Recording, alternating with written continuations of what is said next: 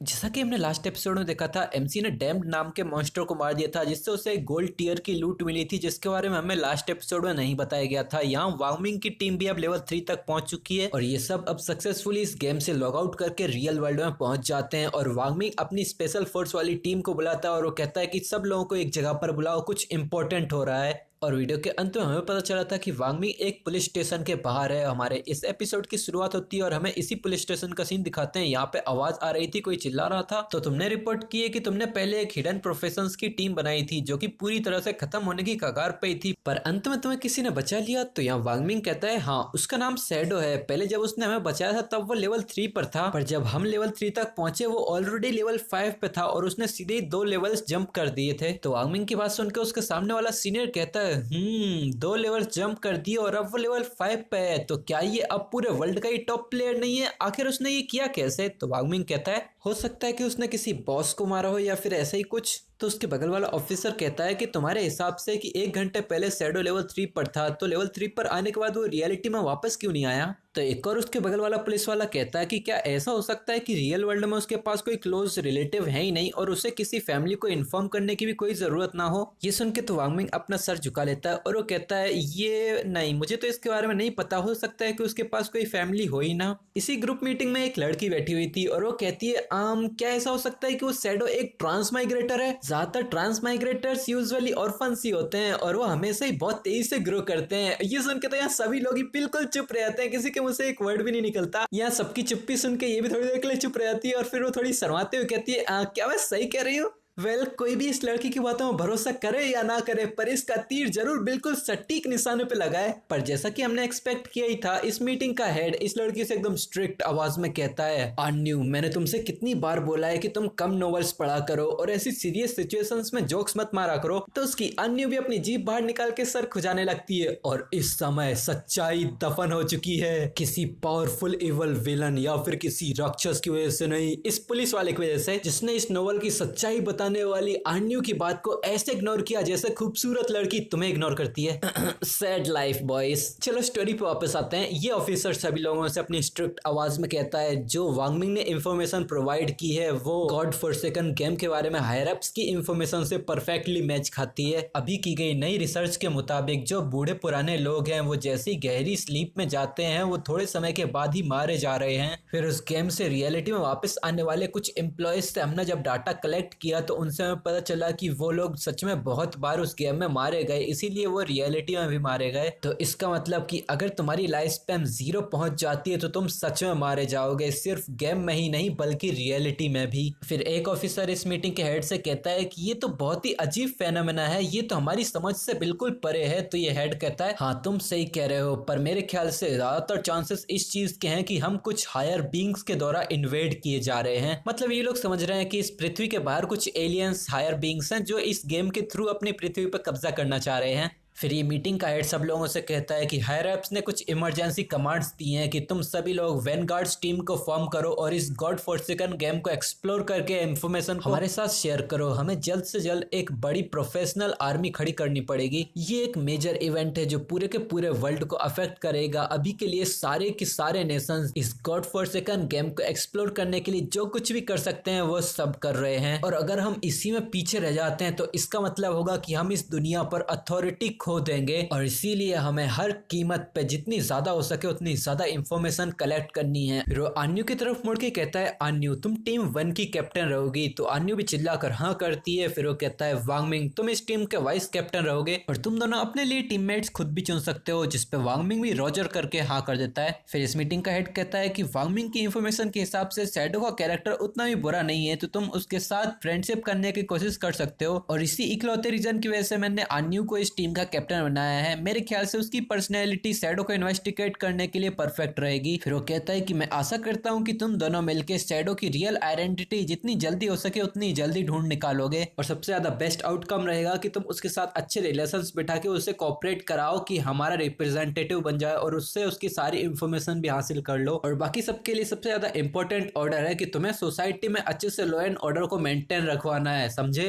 जिसपे ये सभी लोग हाँ कर देते हैं। तो ये मीटिंग का हेड भी अब इस मीटिंग को डिसमिस कर देता है। फिर हमें शाम को ढलते सूरज के साथ इस शहर को दिखाते हैं जो कि सच में देखने में बहुत अच्छा लग रहा था। फिर हमारा सीन चेंज होकर एमसी की बहन की अकेडमी में आ जाते हैं जहाँ उसकी बहन अपने फोन में कुछ कर रही थी और उसी के सामने एक लड़कियों का ग्रुप बात कर रहा था। एक लड़की कहती है कि झांग वई ने बोला था कि अगर हम सेम डिस्ट्रिक्ट में सेम टाइम पीरियड में सोते हैं तो हम सेम स्टार्टर विलेज में ही टेलीपोर्ट होते हैं। तो दूसरी लड़की कहती है क्या सच में? ऐसा तो नहीं चलेगा, अगर ऐसा हुआ तो मुझे घर जाके अपने पेरेंट्स को भी कैरी करना पड़ेगा, उन्होंने तो कभी आज से पहले गेम नहीं खेला है, मुझे नहीं लगता कि वो इसके साथ यूज टू हो पाएंगे। तो उनके सामने ही एक लड़की बैठी थी और वो कहती है कि अभी तुम्हें अपने पेरेंट्स को इन्वॉल्व इसमें नहीं करना चाहिए, पहले हमें खुद ग्रो करना है, उसके बाद हम पेरेंट्स को कैरी कर सकते हैं। इन्हीं लोगों की गॉसिप के बीच अपने एमसी की बहन अपना फोन चेक करते हुए सोच रही थी कि इतनी बड़ी बड़ी चीजें हो रही हैं और क्वानफिंग की तरफ से एक सिंगल रिएक्शन भी नहीं आया, यहाँ तक कि वो मुझसे माफी मांगने के लिए मुझे ढूंढने भी नहीं आया, क्या वो इतना घमंडी हो रहा है? फिर वो अपने पास्ट को याद करती है जहाँ वो सोचती है कि वो बंदा पहले मुझे जब भी गुस्सा होता था वो हमेशा ही मुझे मनाने का, मुझसे माफी मांगने का कोई ना कोई रास्ता ढूंढ ही लेता था, पर उसने आज इस बार कुछ भी नहीं किया और उसने तो मुझे मारा भी। इवन मेरे पेरेंट्स ने भी मुझे कभी नहीं मारा, मैंने तो बस ब्रदर सोंगफाई के कॉन्सर्ट में जाने के लिए कुछ क्लासेस स्किप की थी।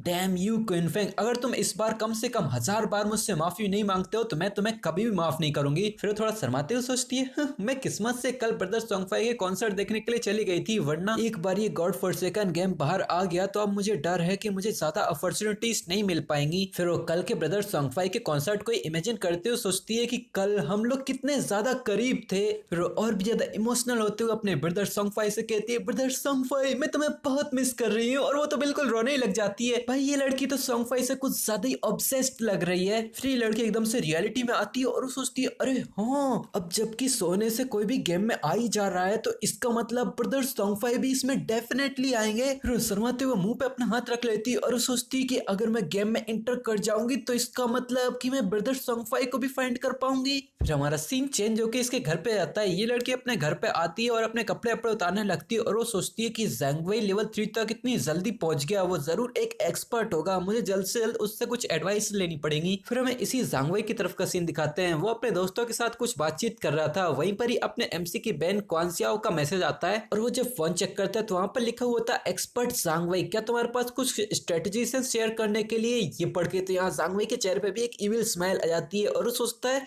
क्वीन सियाओ, मैंने तो कभी सोचा भी नहीं था कि तुम्हारी जैसी गॉडेस मुझे खुद ढूंढते हुए आएगी स्ट्रेटजीज पाने के लिए। ये तो मेरे लिए स्वर्ग के द्वारा भेजी गई एक अपॉर्चुनिटी है, अगर मैं तुम्हें पालूं क्वीन सियाओ। हाँ भाई, एक से बढ़ के एक ठरकी भरे पड़े हैं और हम क्या भी कर सकते हैं। यहाँ एमसी की बहन खुद ही इतनी बड़ी ठरकी बैठी है। यहाँ इस लड़की के पास झांग वई का मैसेज आता है जिसमें लिखा था हाँ तुमने सही बंदे से ही पूछा है, चलो मैं तुमको कुछ सीक्रेट्स बताता हूँ। गेम की शुरुआत में तो अपने सारे एट्रीब्यूट पॉइंट्स को एजिलिटी में डालना पड़ेगा, वरना तुम्हारी स्पीड उतनी काफी नहीं होगी और तुम मॉन्स्टर के द्वारा ही एब्यूज होती रहोगी। तो ये लड़की बेड पे लेटे लेटे एक और मैसेज टाइप करती है कि अगर मैं एक मैजिक टाइप यूजर हूँ तो क्या फिर भी मुझे अपने सारे पॉइंट्स को एजिलिटी में डालना है? तो सामने से झांग वई मैसेज करता है कि हाँ, एजिलिटी मैजिक टाइप यूजर्स के लिए भी कंप्लीटली यूजलेस नहीं होती, ये उनके लिए भी कास्टिंग स्पीड को इंक्रीज करती है और ये अर्ली स्टेजेस में बहुत ज्यादा जरूरी होती है। फिर ये लड़की कुछ रोते हुए इमोजीज डाल के इमोशनल गेम खेलते हुए कहती है कि अगर मैं सारे पॉइंट्स एजिलिटी में डालने के बाद भी जीत नहीं पा रही हूँ तो सामने से झांग वई मैसेज करता है कि तुम ज्यादा चिंता मत करो, जैसे ही कोई भी बंदा विलेज में लेवल 5 पे पहुंचेगा तो वो उस विलेज की टेलीपोर्टेशन फॉर्मेशन को एक्टिवेट कर पाएगा। अभी के लिए तुम बस एक रैंडम पार्टी फॉर्म करो और लेवल अप करती रहो, और जैसे ही टेलीपोर्टेशन फॉर्मेशन एक्टिवेट होगी मैं तुम्हें ढूंढने के लिए आ जाऊंगा और तुम्हें आसमान की ऊंचाइयों में ले जाऊंगा। वाह बेटे, लाइन मार रहा है। यहाँ एमसी की बहन तो बहुत खुश हो गई थी और पूरे उत्साह में अपनी मुट्ठी बांधते चिल्लाती है यस, फिर वो तुरंत ही लेट जाती है और अपनी तकिया गले से लगाते हुए कहती है ये तो बहुत अच्छा हुआ, जैसा कि मैंने सोचा था। ये चिपकू सिम्स कभी कभार यूजफुल हो ही जाते हैं और अब मुझे कोई मिल चुका है जो मुझे कैरी करके ले जा सकता है। और क्विनफेंग, मैं अब तुम्हें दिखाऊंगी, अब मैं खुद भी गेम में जा रही हूँ। तुम अपना घमंडी पना कंटिन्यू कर सकते हो और जब तुम एक बार गेम में आओगे तब तुम्हें पता चलेगा कि मैं तुमसे कई ज्यादा हाई लेवल पे पहुंच चुकी हूँ। जब वो समय आएगा तब मैं तुम्हें लेवल अप करने के लिए बिल्कुल भी कैरी नहीं करूंगी। फिर हमारा सीन चेंज होके एमसी पे आ जाता है जहाँ एमसी अपनी गोल्ड टियर की लूट चेक कर रहा था। वहां पे वो गोल्ड टियर की लूट में देखता है ये तो, फिर हमें उसी लूट को दिखाते हैं। यहाँ पर इन्फॉर्मेशन बताया गया था ये गोल्ड टियर की कर्स रिंग है जिसे हर प्रोफेशन वाला बंदा यूज कर सकता है। इससे हर एट्रीब्यूट 8 से प्लस हो जाते हैं। डार्क एलिमेंट का रेसिस्टेंट 26 से प्लस होता है और वीक पॉइंट अटैक मल्टीप्लायर 0.1 से प्लस हो जाता है और इक्विपमेंट की रिक्वायरमेंट है लेवल 4। अपना एमसी तो पहले लेवल 5 पे है तो उसे तो ये सब चेक करने की भी जरूरत नहीं पड़ती। देन वो इस रिंग को उठाते हुए कहता है क्या सारे एट्रीब्यूट को 8 से प्लस कर देगा, तो मतलब कि ये टोटल ऑफ 32 एट्रीब्यूट को प्लस करेगा। ये रिंग तो अकेले ही 3 लेवल अप्स करने के बराबर के एट्रीब्यूट को प्लस करती है और इसके अंदर तो डार्क एलिमेंट रेसिस्टेंस का इफेक्ट भी है। ये जरूर बहुत सारे मॉन्स्टर्स से फाइट करने में काम आएगी।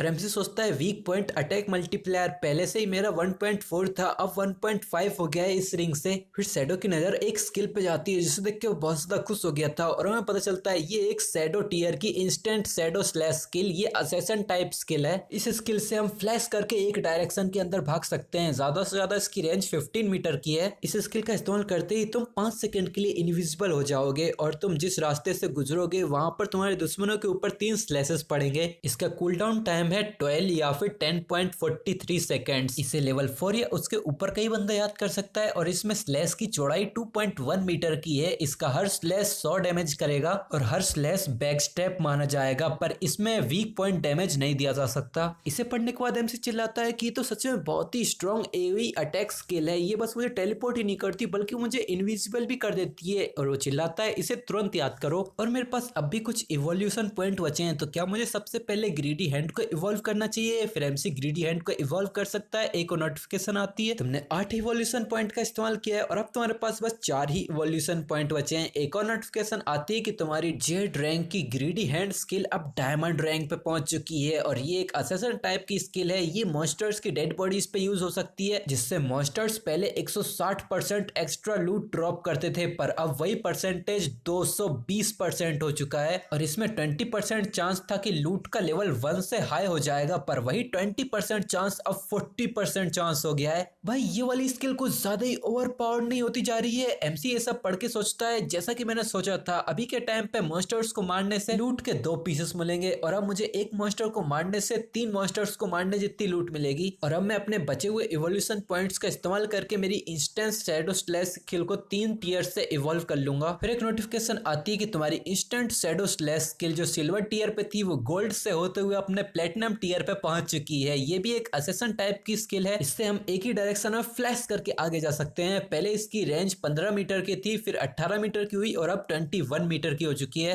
पहले हम कम से कम 5 सेकंड के लिए इंडिविजुअल स्टेट में जा सकते थे, पर अब 6 सेकंड, फिर अब 7 सेकंड के लिए भी जा सकते हैं। और पहले हम रास्ते में फ्लैश करके जाते समय 3 स्लैशेस डाल सकते थे, फिर हम 4 में इवॉल्व हुए और अब हम 5 स्लैशेस मार सकते हैं, वो भी रास्ते में खड़े हुए सारे ही एनिमीज के ऊपर। और पहले इसका कूल डाउन 12 सेकंड का था या फिर 10.43 सेकंड का, अब भी उतना का उतना ही है। और इसका लर्निंग रिक्वायरमेंट अब भी 4 लेवल की है, पर एमसी से पहले ही लर्न कर लिया है। और इसकी स्लैश की चौड़ाई पहले 2.1 की थी, फिर 2.6 की हुई और अब 3.1 मीटर्स की हो चुकी है। हर स्लैश इसका पहले 100 का डैमेज करता था, फिर 150 का और अब 200 का डैमेज करेगा। और इसका 100% बैक स्टेप ही माना जाएगा हर अटैक पर। ये अब भी वीक पॉइंट डैमेज नहीं कर सकता, जिसे देख के एमसी कहता है हाँ इसका कूल डाउन टाइम बिल्कुल भी चेंज नहीं हुआ, ये थोड़ा सा डिफिकल्ट है, पर बस इंस्टेंट शैडो स्लैश के ऊपर रिलाई करके ही मैं इंडिफिनिटली इनविजिबल होके रह सकता हूँ। यहाँ बाकी सब कुछ तो कचरा है, पर यहाँ एक वॉरियर की स्किल है बैटल रोर, इसको मैं बेच सकता हूँ अच्छे खासे पैसे के लिए। तो पीछे से सासा की आवाज सी आती है, एमसी से देख के तुरंत ही हैरान हो जाता है और वो तुरंत पीछे मुड़ के देखता है, वहां 4 तरह के क्रॉलर्स आ रहे थे, जिसे देख के अपना एमसी सोचता है वाओ 4 लिम्ब क्रॉलर्स, ये तो परफेक्ट टाइमिंग है, मैं अपनी power of instant shadow slash को चेक करना चाहता हूँ। फिर अपना एमसी इंस्टेंट शैडो स्लैश का इस्तेमाल करता है और चारों तरफ खूनम खून हो जाता है। एमसी शैडो स्लैश मारते हुए आगे निकल जाता है और हमें दिखाते हैं इसमें इतने सारे स्लैश पड़े थे, हर एक को 5 स्लैश और हर एक को 725 का डैमेज पड़ता है। एमसी के पास एक नोटिफिकेशन आती है कि तुमने लेवल 4 के लिम्ब क्रॉलर को मारा है, तुम्हें 80 एक्सपीरियंस पॉइंट मिले हैं और 5 दिनों की ट्रेडेबल लाइफ स्पैन मिली है। फिर क्विंग फैंग शैडोज में गायब होते हुए कहता है कि मेरे मॉन्स्टर्स को मारने की तेजी फिर से इंक्रीज हो गई, अगर मैं वेनम डार्ट्स का इस्तेमाल करूं तो बस 2 डार्ट्स में मैं मॉन्स्टर्स को मार सकता हूं, इससे मेरी बैटल्स ज्यादा लंबे समय तक नहीं चलेंगी, इसकी टाइमिंग भी अब कम हो चुकी है, इससे मेरे ज्यादा एक्सीडेंट होने के चांसेस भी कम हो चुके हैं। फिर वो फुल स्पीड में शैडोज में भागते हुए कहता है कि अभी के टाइम पे मेरे पास 618 दिनों की ट्रेडेबल लाइफ स्पैन है और अगर मुझे अपने इक्विपमेंट्स और स्किल्स को रियलिटी में लाना है तो मुझे 2 और आधे सालों की ट्रेडेबल लाइफ स्पैन चाहिए होगी। अगर मैं सटीक दिन बताऊं तो पूरे 900 दिनों की ट्रेडेबल लाइफ स्पैन। अभी के लिए मैं वापस जाऊंगा और अपने सारे आइटम्स को बेच के आऊंगा, हो सकता है कि इससे मेरे पास कम से कम इनफ लाइफ स्पैन तो हो ही जाए, एक बार मैं लेवल 10 पे पहुंच जाऊं, फिर मैं स्किल्स और इक्विपमेंट्स को रियलिटी में भी ला पाऊंगा। वो अब एमसी रियलिटी और गेम के बीच के डिफरेंस को बहुत तेजी से कम करता जा रहा है। तो अब तुम लोग बताओ कि कितने चैप्टर्स और लगेंगे एमसी को अपनी स्किल्स और इक्विपमेंट्स को रियलिटी में लाने के लिए? थोड़ा मुश्किल सवाल है, पर कमेंट सेक्शन में गेस करो। मेरे ख्याल से तो 5 चैप्टर चैप्टर्स तो लग ही जाएंगे, पर ये एपिसोड तो अभी यहीं पर ही खत्म हो जाता है। और अगर तुम लोगों को ये वीडियोस पसंद आ रही है तो वीडियोस को लाइक करके जाया करो, इससे मुझे और भी नए नए वीडियोस बनाने की मोटिवेशन मिलती है। वैसे इस सीरीज के बस अब 2 ही चैप्टर्स बचे हैं, तो मैं इसकी ज्यादा जल्दबाजी नहीं करूंगा क्योंकि इसके चैप्टर्स बहुत ज्यादा लेट आते हैं, तो मैं टाइम पे ही सारे वीडियोस को अपलोड करूंगा। और मैं अभी सोच रहा हूँ कि मैं एक ऐसे टाइम भी निकालूं जहां पर मैं पूरा 1 हफ्ते या 1 महीने के लिए हर दिन वीडियोस लाऊं। हाँ मानता हूँ ये मुश्किल है पर नामुमकिन नहीं, मैं एक ना एक दिन तो ये करके दिखाऊंगा। कम से कम 1 हफ्ते के लिए तो लगातार वीडियोस ला ही सकता हूँ। ठीक है, तो आप तुम लोगों को वीडियो पसंद आई तो वीडियो को लाइक करना, चैनल पर सब्सक्राइब करना और हाँ बेल आइकन को भी ऑन कर लेना क्योंकि बहुत कम ही लोगों के पास नोटिफिकेशन जा रही है। क्या हो रहा है आजकल? हाँ कमेंट सेक्शन बताओ कि तुम लोगों ने बेल आइकन को ऑन कर रखा है कि नहीं। ठीक है, तो हम मिलेंगे तुमसे नेक्स्ट एपिसोड, तो तकलीफ।